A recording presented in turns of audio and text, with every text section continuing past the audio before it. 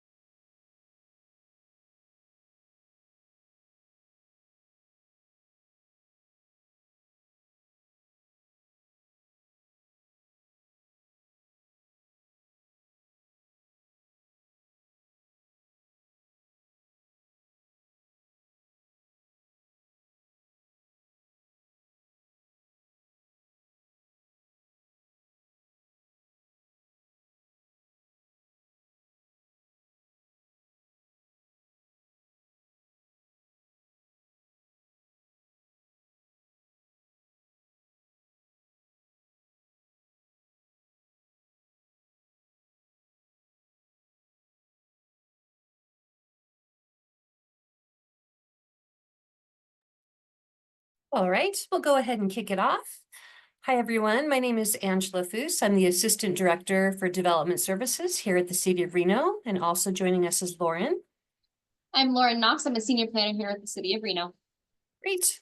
So today we're going to talk about our Title 18 zoning code, specifically on our sign code. We have a whole section of our zoning code that we're doing a cleanup and a rewrite on, and that is kind of a bigger, broader topic. But separate from that, we are doing a standalone text amendment specific to signs. So today, that's what we're going to focus on. I'm going to share my screen.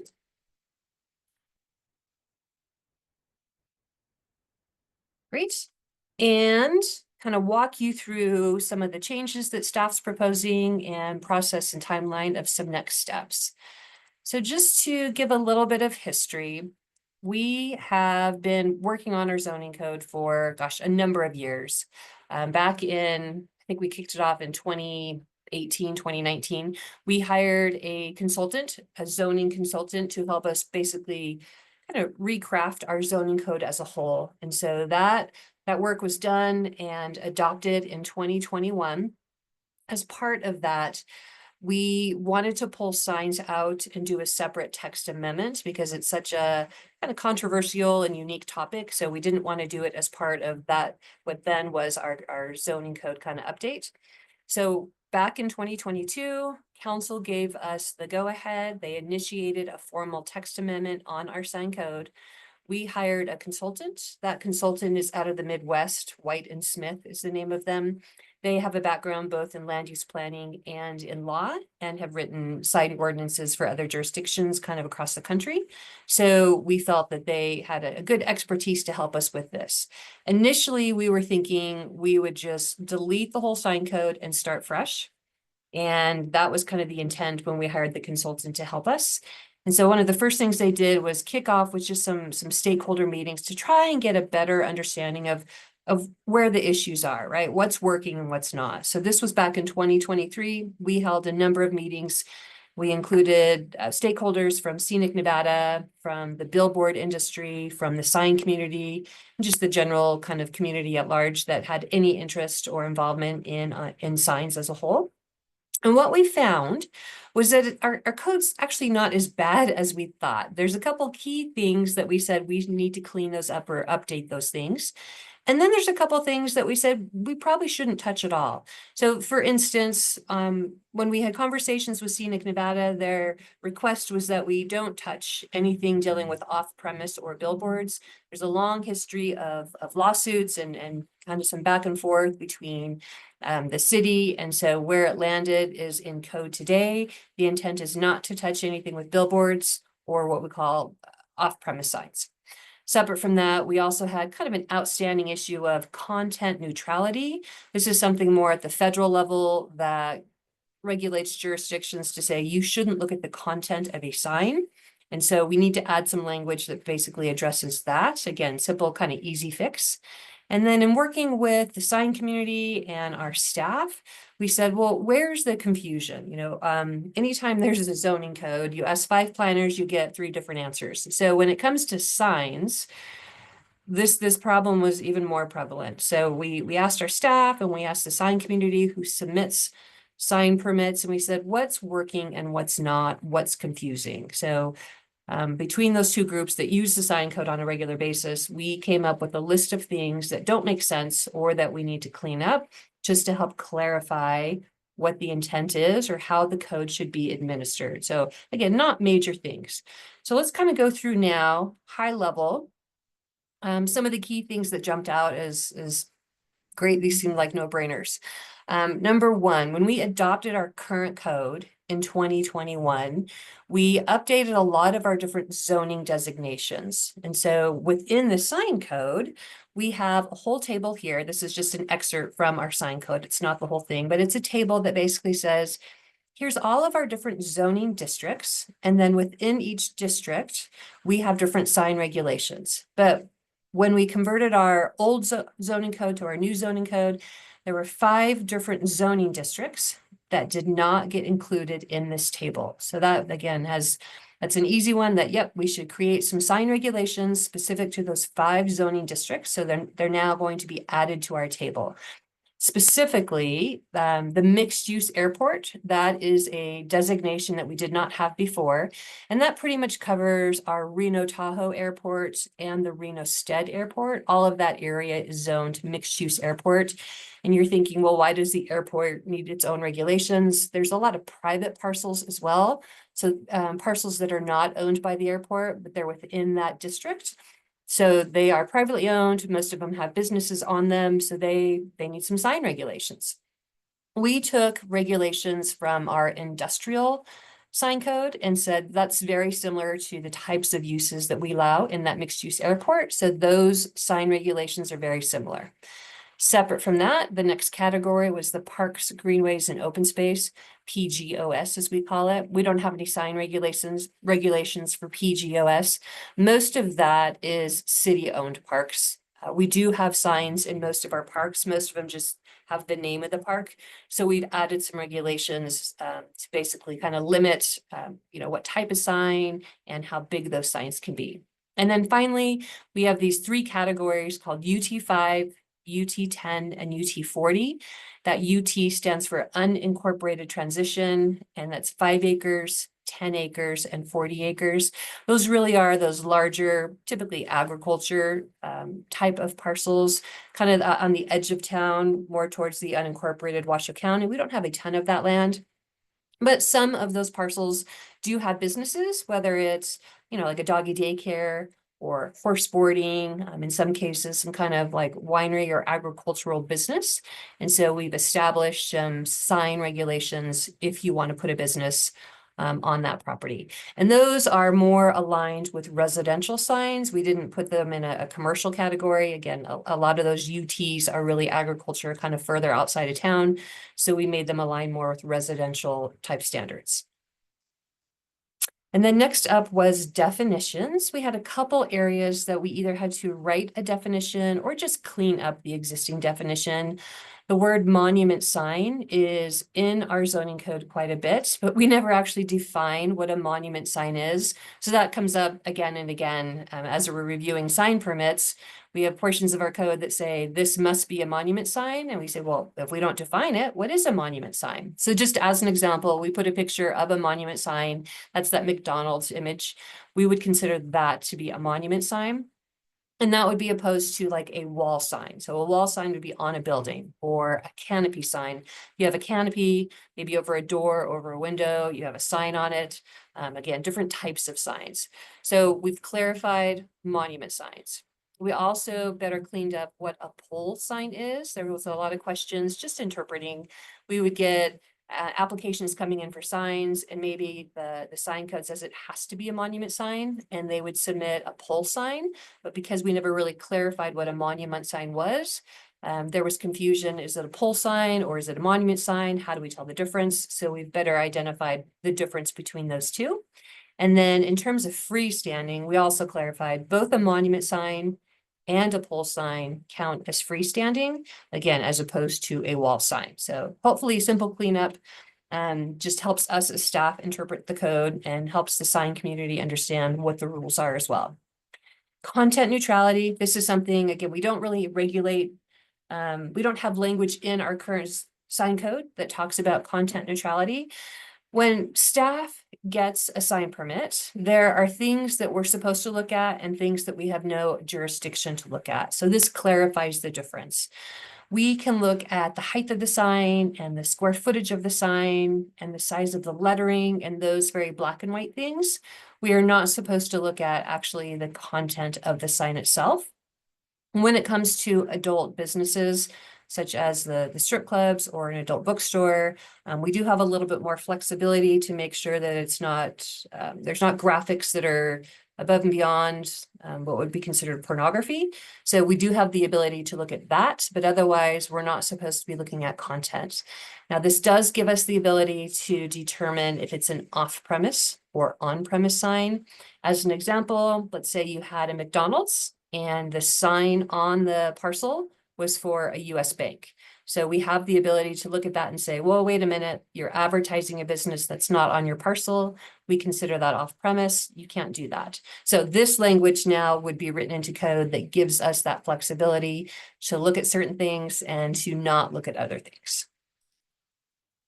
All right, so we have some specific kind of examples of issues. And again, if you've never really had to use our sign code, you may think, oh, well, I don't see what the big deal is. But I will tell you, from a day-to-day basis, our staff that has to review sign permits every day, these are common issues that come up again and again. So our intent here was to clean this up to clarify how we actually implement the code. So this is just an example from our current zoning code. This is our sign table. And I wanted to kind of highlight a certain area. So specific to the NC zoning districts, that stands for neighborhood commercial, we allow wall signs. And we have a limitation in here that says all the wall signs combined cannot exceed 400 square feet per parcel. And you may think, well, what's so hard about implementing that?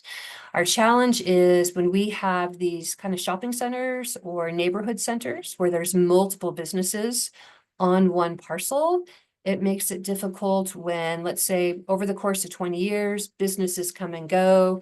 There's a changeover, right? Turnover in businesses. And so we get a lot of new signs, old signs, kind of changing signs. So over the years, calculating the total shopping center has been difficult because there's just so many changes in terms of the size of the wall sign. So A, that is difficult to track on a parcel by parcel basis. And then B, we've run into a lot of situations where, again, historically over time, maybe somebody comes in with a fairly large wall sign, which they're allowed to do based on the maximum square footage they would get per business. And overall, that whole shopping center exceeds the 400 square feet. So let's say a new business came in, not necessarily a new building, but just a new business replacing an existing tenant. If we added up the entire square footage of wall signs, there may be nothing left. And that wasn't the intent. Every business should be entitled to at least some portion, some square footage of wall sign. And that's how we as staff interpret this. And so we want to clarify it. So again, it's more black and white. Yep, we want to cap you at having a certain amount of wall sign, but we want to make sure that every business is at least entitled to a little bit of signage. So we took a look at the sections of code that kind of cap it based on parcel, and we added some language that says each business also gets some square footage of wall sign. So as an example, within the neighborhood commercial zoning district, our recommendation was that each individual business would get 40 square feet, and that would be the max they would get. I'm sorry, the minimum they would get or the max, depending on the square footage of the building itself. But at a minimum, you at least get your 40 square feet. All right, another section of code that we run into issues quite frequently is in the PF zoning. And PF stands for public facility. And you may think public facility, well, that's probably schools and fire stations and libraries. We also allow a number of other uses within the PF zone. It could be a church, it could be an office. So there's a number of other uses that maybe you don't think are associated with public facility zoning, but actually are. So the way the code is written today is you do get a freestanding, again, that's a sign that's not on a wall, it's a separate standalone sign. And the language here says 6 foot tall, monument sign established by a conditional use permit.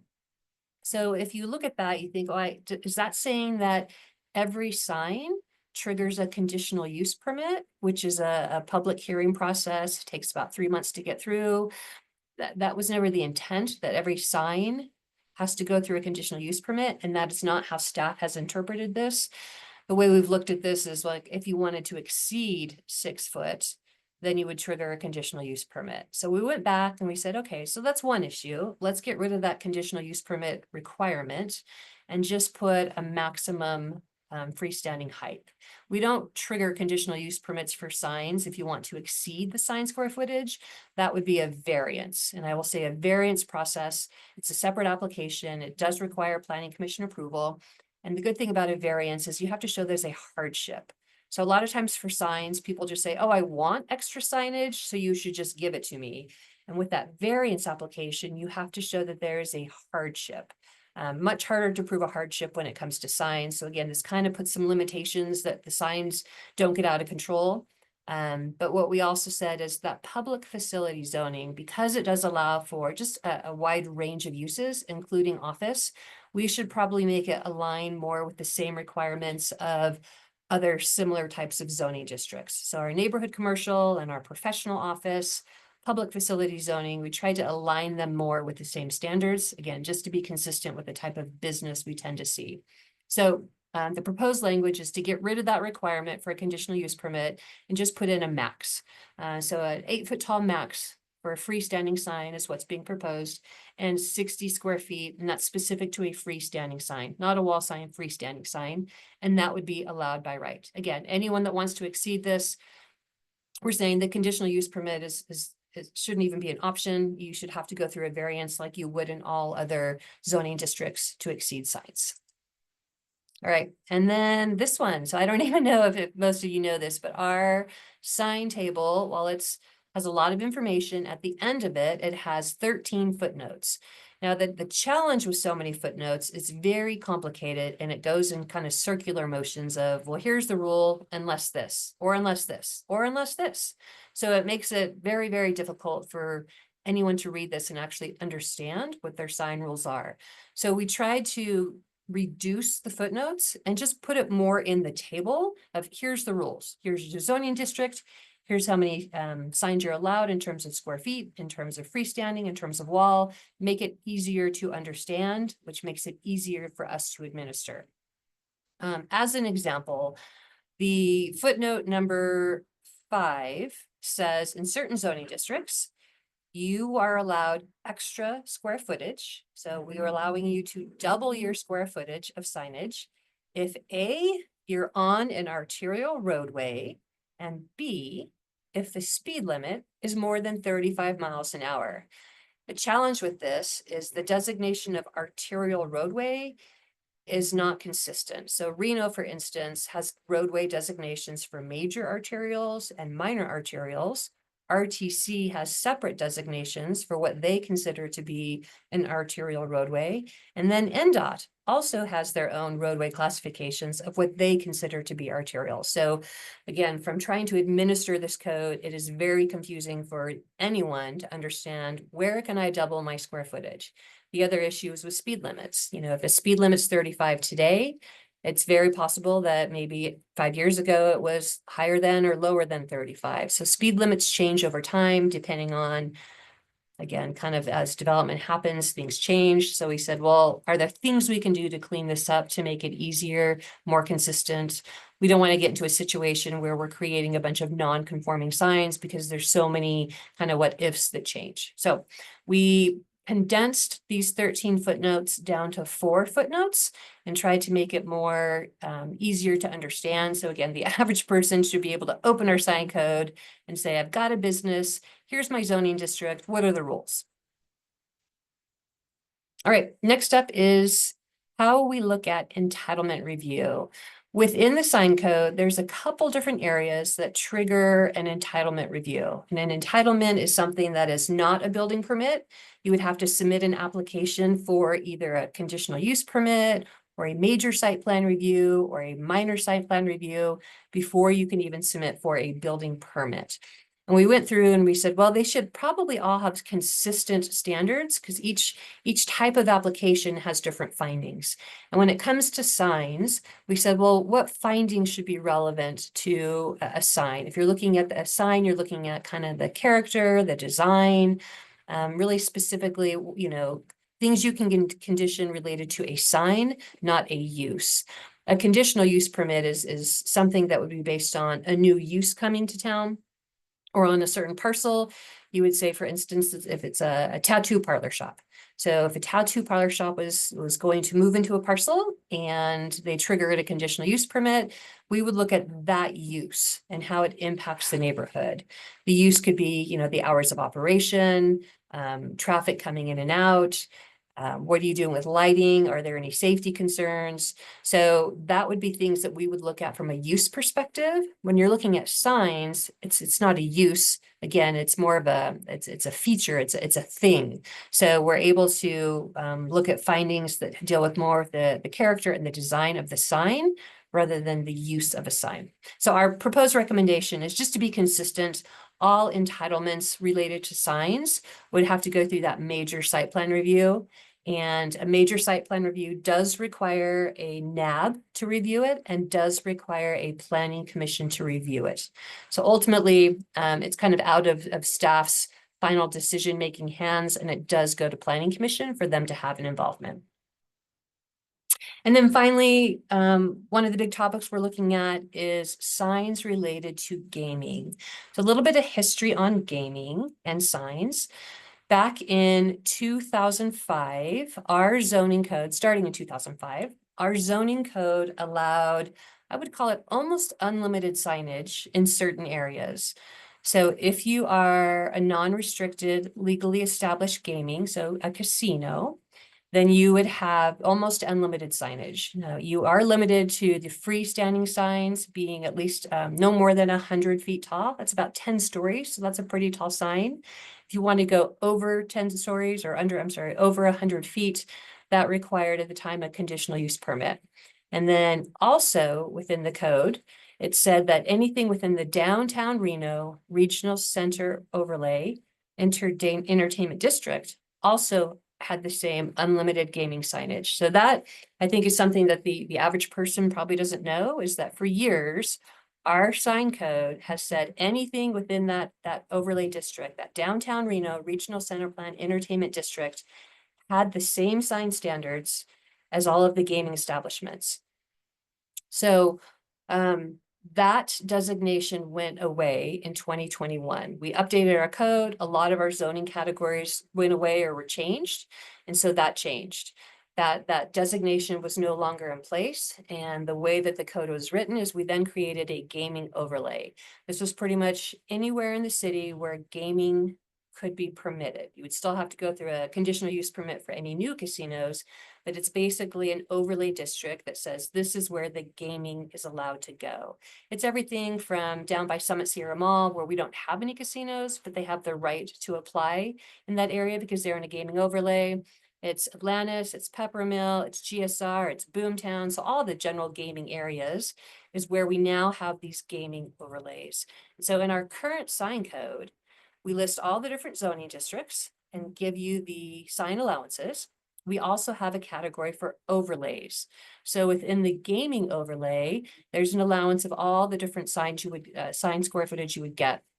So anything within a gaming overlay, any parcel, not just the casinos themselves, it's any parcel, any use within the gaming overlay today is allowed to have that unlimited signage. So I want to walk through some of the maps to kind of help you understand what we're talking about. This is a map of what was approved back in 2005 through 2021. So that's about a 16-year time frame where this map shows you where the unlimited signage was allowed. Everything in red is our downtown area. And again, that at the time, or that boundary was called the Downtown Reno Regional Center Plan Entertainment District. And then everything in purple is what we called our Hotel Casino Zoning District, or HC District. And that was more in the Verdi Boomtown area. So for years, almost 2 decades, this is where unlimited signage has been allowed. So keep in mind, our code was changed in 2021, and we created these gaming overlays.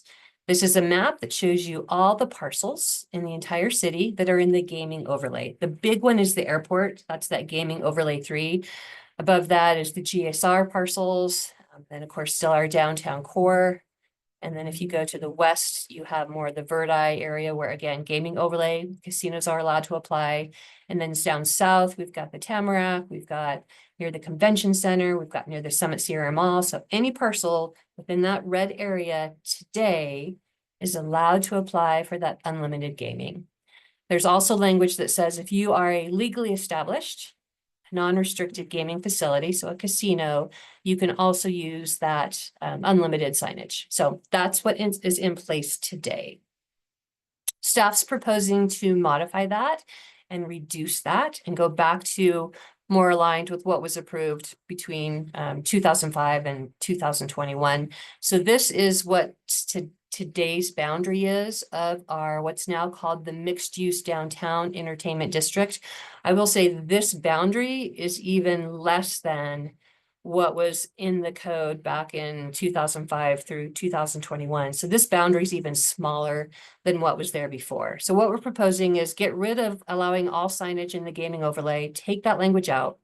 Instead say, let's go back to the gaming, that unlimited signage is allowed if you're a casino or if you're in this mixed use downtown entertainment district. And again, this is not, in my mind, new policy direction. This is staff trying to clean up, I think, an unintended consequence of creating that gaming overlay without realizing the impacts to signs. And this gets us more aligned with what's been in code and what's been in play since 2005. So next steps, we are at this point just getting feedback. We're holding these stakeholder meetings, trying to get input from the community. We are going to go to Planning Commission later in the month of October and get their feedback as well. And then we'll go to council probably in November and just get their input and feedback. So throughout all of this, there is no document that's moving forward with adoption. This is just feedback. And we'll get policy direction from council if we're on target or if they want us to make less changes or more changes. And then we'll draft those changes up and probably come back in the winter 2025, early next year. And we'll do a formal ordinance adoption, which does require planning commission approval and then 2 city council meetings and finally their approval. So again, just input now, and we'll see what kind of policy direction we get over the next couple of months. So I'm going to go ahead and stop sharing, and we're going to open it up to the group to questions or comments. If you have a question or comment, go ahead and raise your virtual hand and we can bring you over as a panelist so we can hear you speak. And don't all raise your hand at once. All right, so if we don't have, oh, go ahead, Lori. We're going to bring you over. All right, you should be unmuted on our end, Lori. Thank you. I was just sort of waiting to see if anybody else had anything to say, but I just want to reiterate what I've said before. And I feel like you're skipping over the fact that today in the entertainment district, it's combined, it's a mixed use district. And today in the sign code, the entertainment district is one of the mixed use districts that's allowed to have 8-foot signs. And that was the change. You said from 2005 to 2021. Well, from 2021 to today, they get 8-foot signs. And that's the change that you're making to that we're objecting to. And we think that you shouldn't go backwards in time, pull out an old code that said they had it before, we're going to give it to them again. We think you should move forward, leave that alone. It limits signs. It's better for the community. And, you know, just as an example, it might be a poor one, but billboards were allowed for decades, and we banned them because the people don't like big flashy signs. And the city council agreed with that, banned billboards, banned digital billboards. You're not bringing that back. You can't, but if you tried to, you know, you're not doing something like that with billboards, but you are doing it with the entertainment district, and we don't see why. And of course, the other part of this is half of that entertainment district is the neon line district. And Jeff Jacobs has demonstrated his desire to have big signs. It's a 4,200 square foot sign right now. If this was approved, I can't even imagine what kind of signage would be put up in our entertainment district. And I also think that at some point someone's going to try to extend that district. So it won't be a mere 136 acres of unlimited signage. It'll be a lot more. It'll probably go all the way to Keystone to cover his district. And so I just want people to understand that this is not just a clarification of the code. You're bringing back an old code to increase signage for the downtown entertainment district. And then as far as everything else goes in the sign code, that you did a great job. But that was one thing that I really think you have to reconsider, and I don't think you should bring it forward even. So thank you.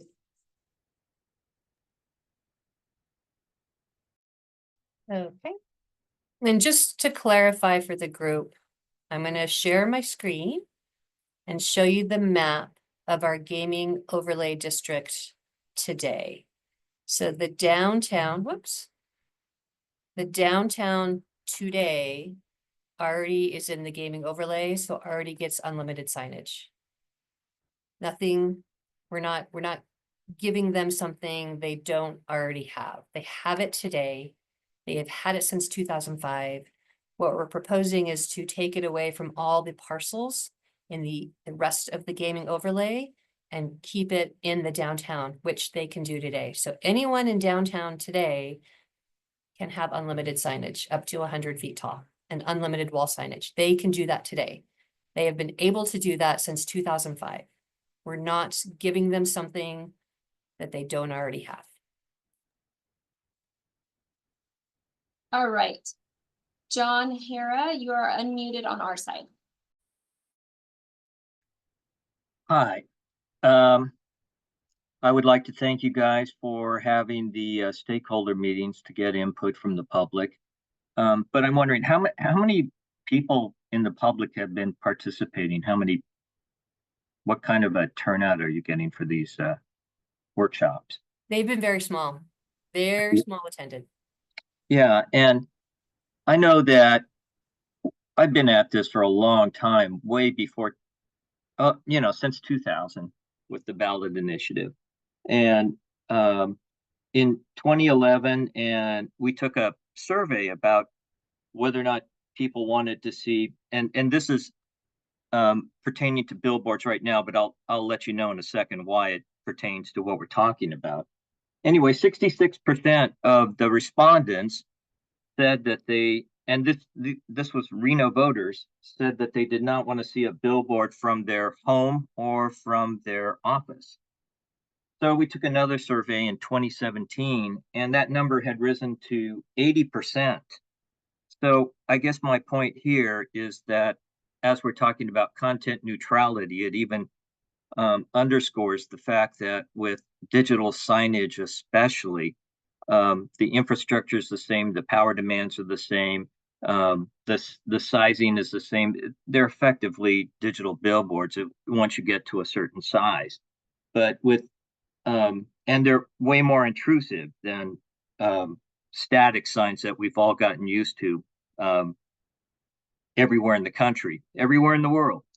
And I think because of that, those signs require special kinds of regulation and oversight in order for them to work within the community without them actually distracting from the natural assets and intent of the community. And going back to those studies or the polling that we did, people aren't into them. They're not into bright digital signs. They're not into that type of a thing going on. Reno even has a ban on digital billboards. Yet on-premise signs seem to get an exception to that. But one of the things that I would point you to is if indeed you start to take a look at this, one of the words that you used was or, as you were explaining it. In other words, gaming or all businesses located within the gaming overlay could use this. If you go that route and open that up to everybody, I don't necessarily, even though you say that it's open to everybody right now, I don't think in practice and in spirit that is going on right now. But if once it starts, you already have that going on with Jacobs and the J Resorts, because what they've been trying to do is morph the understanding of on-premise and off-premise with their event center now able to run ads, and now they're trying to move signage up to the freeway to attract more attention down this way, digital signage. So I think what we're really looking at here is what is known as the slippery slope, and we're already in it. And these other business owners may not necessarily have the money to be able to afford these types of large signs.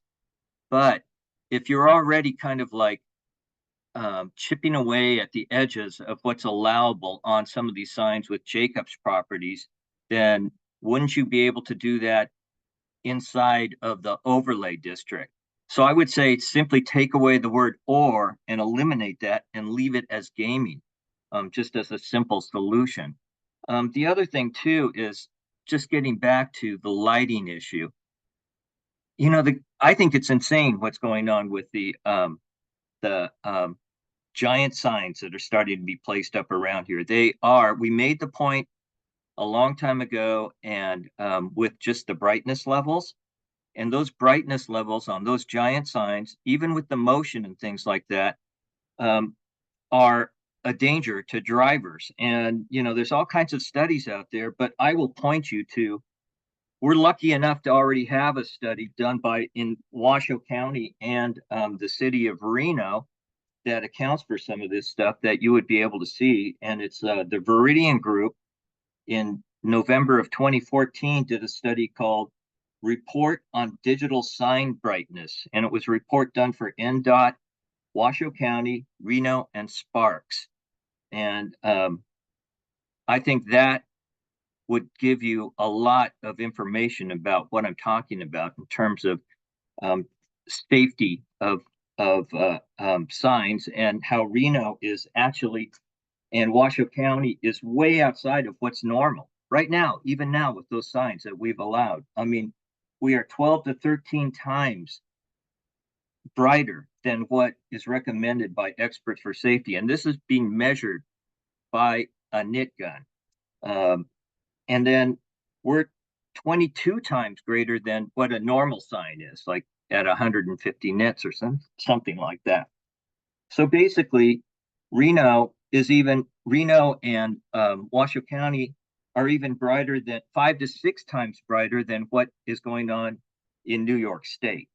So we're kind of out of the norm here. And I think that the gaming industry has had an inordinate influence on urban planning here. Our unique sense of place, I think, is being eroded and taken over in a way, and redefined in a way that I don't think all of the citizens would agree, as our polling had showed. Another study you might want to check on would be there's another one by the Veridian Group done in 2020, and it's a compendium of decades worth of research studies on distraction from digital billboards and electronic variable message signs, which is all digital signs. So from that was done for the Cal State Department of Transportation, their legal division. But it summarized 27 studies that address brightness. And our brightness here is so bright that, like, car headlights are on lows about 588 nits. On high beam, they're just a little over 1,000 nits. The City Council of Reno, it was crazy. I was in that meeting, and David Bobzian said, well, okay, how bright is GSR? And they measured it with a nit gun, and they said, well, they're somewhere around 3,000 nits. Okay, I'm telling you that reminding you that car headlights on Bright were 1,100 or something like that. And so Bobsian said, well, let's split that in half. So that's how we got to 1,500 nits, which is way brighter than car headlights on Bright. And I just think this is kind of crazy because if you are driving down the freeway and you see that GSR sign, you actually have to actively avert your eyes so you don't have temporary blindness.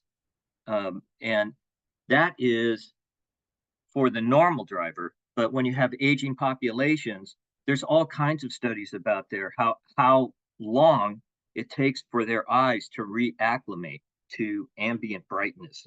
Anyway, I don't want to get into that too much, but I suggest that if we are indeed going to allow this in this 36-acre area, that you reinvestigate what those regulations are, that it cannot be unlimited. I really believe that the slippery slope thing now is proving itself in a big way. In over 100-foot, 10-story signs now that are way over the national norm. It's not safe, it's not smart, and it's not good for the health of our community in terms of unique sense of place.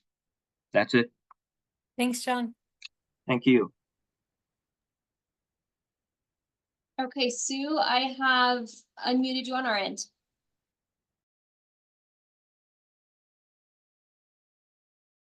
Mute. Okay, can you hear me?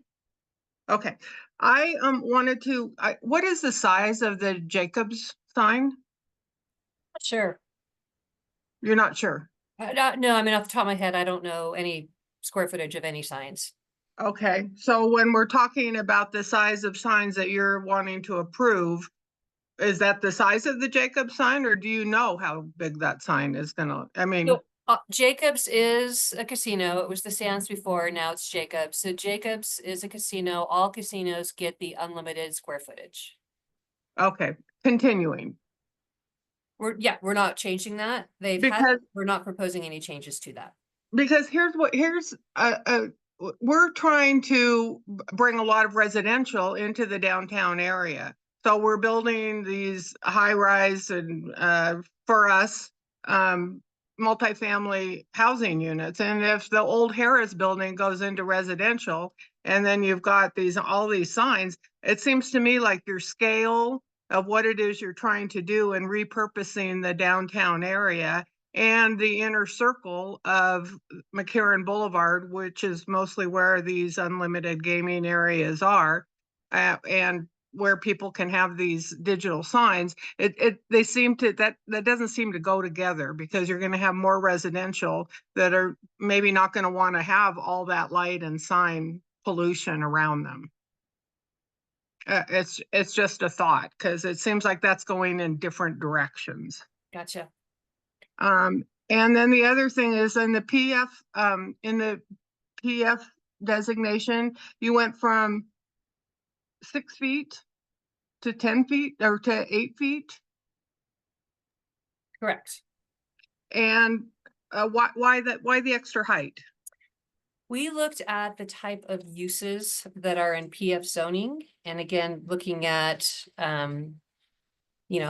while you have typically schools, fire stations, libraries, you also have a lot of office type uses. And so we looked at signs in other zoning districts that would be comparable, and we felt it was similar to a neighborhood commercial type zoning or a professional office type zoning. And those all have the 8-foot tall monument signs. So this is trying because a monument, to me, the difference in a monument sign is more mass lower to the ground, rather Right. than a pole sign that doesn't Yeah. have the mass. So you've got more mass going higher up, really. Yep. Is what you're doing. So it just seems to me like that's not necessarily something that is necessary. I mean, why? Yep. That would be my question. Why more? And Okay. you've explained it because you other zoning, but those are commercial zoning, Correct. not a park. So I would say a park is different than a commercial zoning application. The other thing is when I drive down Plum Lane, I notice people are tearing buildings down and they're leaving the signs. We used to have a code that said that signs needed to be removed within 6 months of the closing of the business. Are we going, why aren't we going back to that?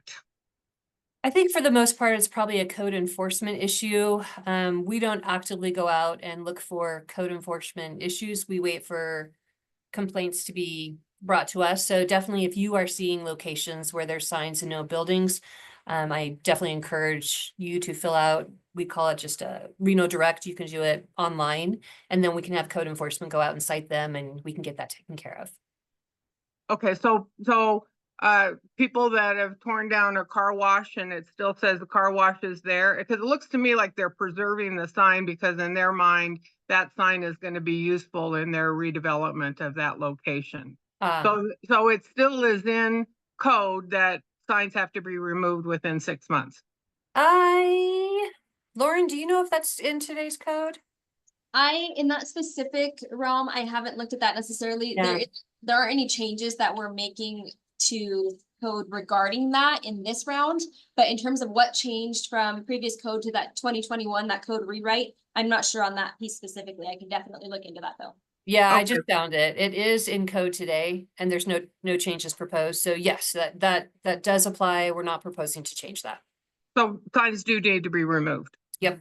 Okay, perfect. What about temporary? Like we've got some really, people tend to want to put these flags up and is there any limit to how many flags flapping and how ratty and this color they have to be before the city's going to require them to be taken down?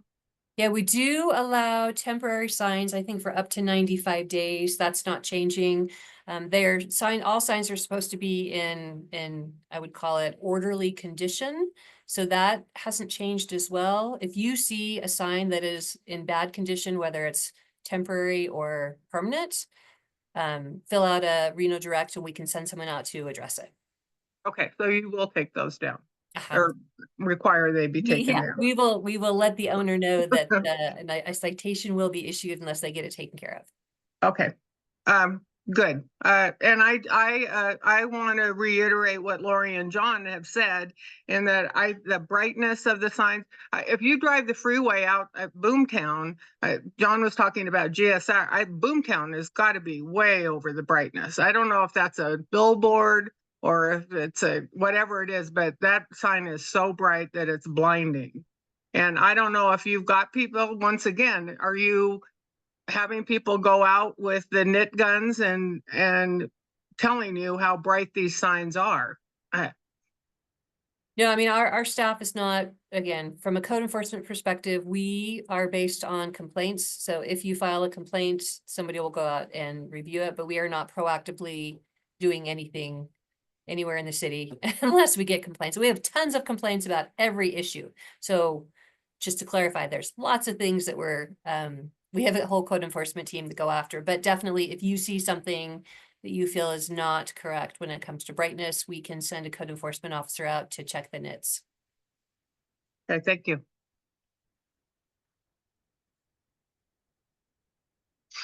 Okay, Lori and John, I see both of your hands are still up, so I'm going to unmute. Lori, I think I saw yours first. I'm going to unmute you and see if there is more you wanted to add.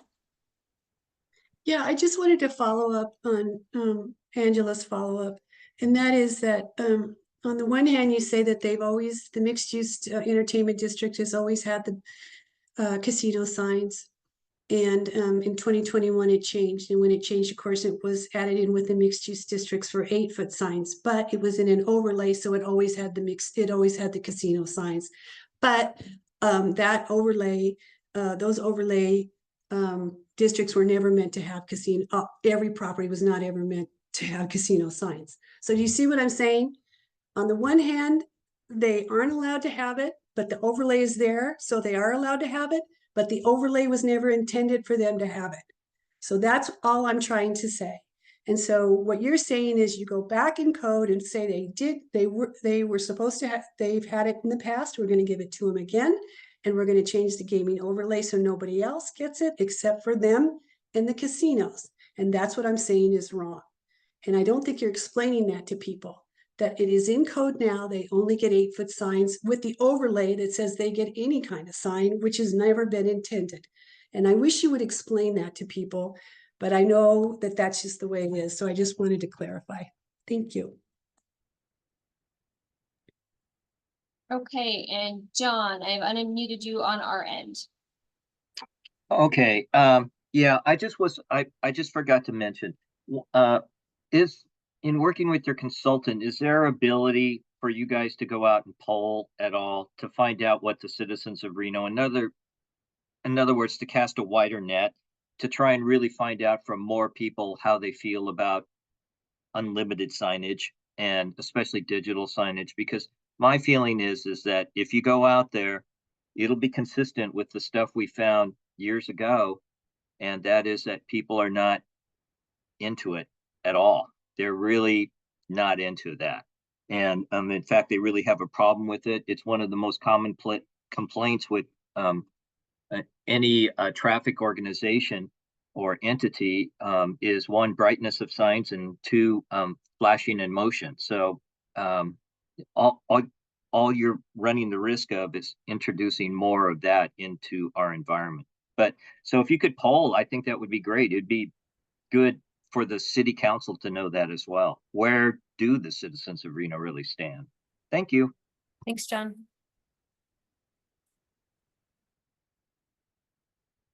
And Sue, I see your hand is still up. I'm going to unmute you in case you also wanted to add. Yeah, I guess I wanted to follow up and understand what Lori was talking about. So, because we were talking about Jacob's property where he's got the big, it's kind of like a big TV sign with monotonous stuff that goes on it. And you don't know the size of that, but you said because it's gaming, they can do unlimited. Am I understanding from Lori's comment that now anybody within that district could put a sign up like that? Correct. Oh, I don't think that's a good idea. I mean, if you're gonna put apartments and you're gonna have people living down there, I just think that we're different than we used to be, and to expand that is really not a great idea. I would not recommend that you do that. So just to clarify, we agree, we're trying to rein this in. What's in code today is everything in that red overlay district is gaming. And everything in a gaming overlay can have the unlimited signage. What we're proposing is to reduce that make it less, and go back to what has been in code since 2005. I know Lori and I are on different pages on how we're explaining this or not explaining this. I apologize. We want to pull unlimited signage out of the gaming overlay, period. Casinos, we're saying, regardless of your zoning, can maintain what they've always had. We're also saying the downtown entertainment district, which has always had this, we're saying let them maintain it. We're not adding anything new that hasn't been in place. We're saying pull it out of the gaming overlay, and we're saying keep it in the downtown core, which has always had this, right? And the casinos. All right, so we will be posting our video from today and the rest of other meetings on our website, and encourage people to provide comments. We will be going to Planning Commission as well. And that, like I said, is probably going to be in the middle of October. And then feedback. Please put something in writing. We'll include your comments so the planning commissioners can hear your feedback. We'll also include your comments so the city council members can hear your feedback. And we'll go from there. We have a couple more hand raises. Okay. Joyce, I've unmuted you on our end. Hi there. The only benefit I can see from what you're proposing is it'll be visible from outer space, but setting that aside, I did put in a complaint about up through Reno Direct regarding that very large sign at the corner of Plum and South Virginia associated with Motel 6. It has been defunct for more than 6 months, and I was told it is in compliance, case closed. Do you know anything about that? Angela, you're muted. Oh, sorry about that. No, I don't know the specifics. I'd have to look into that.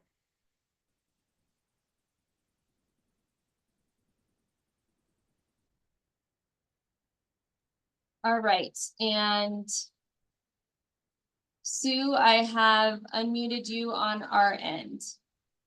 So that seems to be kind of a huge gap then, that you are writing the sign code, but there doesn't seem to be any enforcement of the sign code, even when people are calling in. Is there some way that we can, because what's the point in having a sign code that says people have to take their defunct signs down and nobody's doing it? There seems to be a belief that they need to leave these signs up so they can utilize them at a later date. And obviously Motel 6 has been gone for a long time. And that's the city. I mean, the city should want to take care of that. You know, one of the things I want to point out to you, I think the reason I feel so adamant about this is we just had national news in our town for the Murdoch trial, and Reno was reported as looking very tacky. And I would tell you that I think these signs that we don't take down, ratty flags, it makes us not look like we have our act together. And I think we're trying very hard to be an up and coming city. And I think it's important that we enforce our codes and write our codes to do that.